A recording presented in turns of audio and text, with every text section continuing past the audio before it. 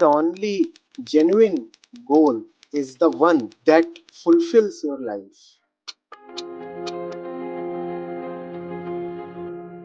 Obviously, when you're talking about having goals, you're talking about having goals as a person. You are born, you are living, you take yourself to be a person, and you're talking about goals of that person. Essentially, you are asking what is worth doing. Essentially, you are asking what is worth taking as a goal. What is it that we are usually engaged in? Feeding our stomachs and feeding the stomachs of those who are related by blood to us. That's what our life really is. Fundamentally, that's what we live and work for.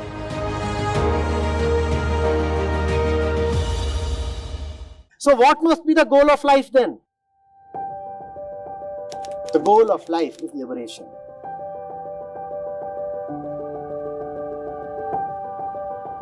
There is no other reason why you are born. You are born into suffering, and you want to totally lapse out of the suffering. That is the goal of life, nothing else. This is the month March when Bhagat Singh, Rajguru and Sukhdev were hanged. Do you know what was the age of Bhagat Singh? 21 was when he lobbed that bomb, and 23 was when he was hanged.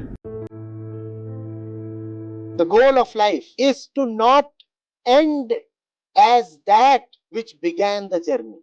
You started your life journey with wails and tears. The goal of life is that when you go, you should go with a smile.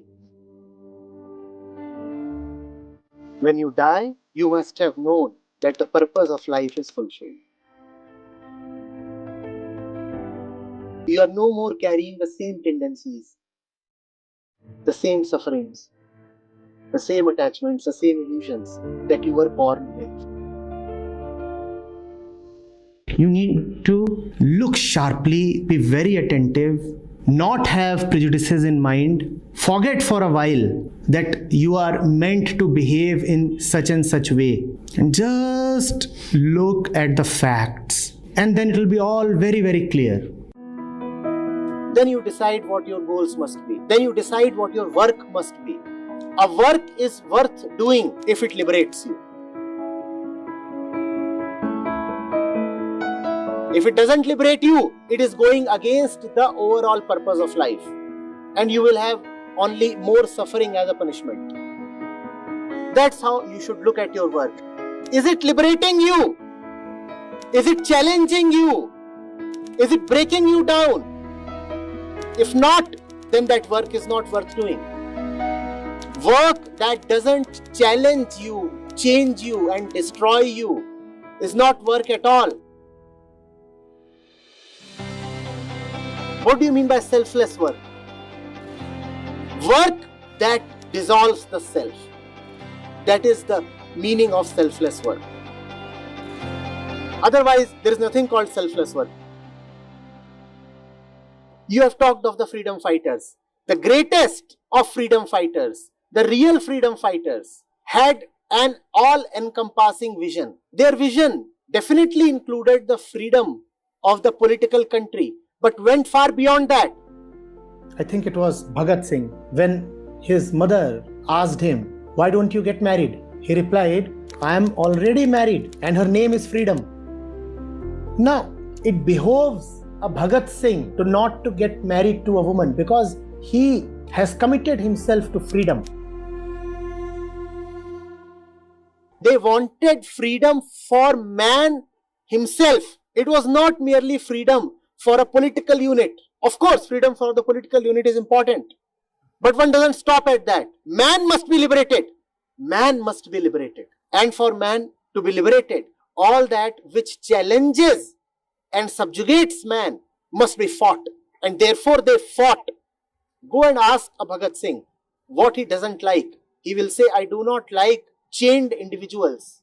Go and ask a Tagore what he wants. He will say, "Where the mind is without fear." It's such a beautiful poem. A mind without fear.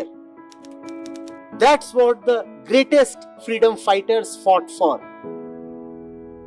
It requires the guts of a Bhagat Singh. Chicken-hearted people, if you are adamant upon remaining that, then remain that. You are on the hot seat. Your life.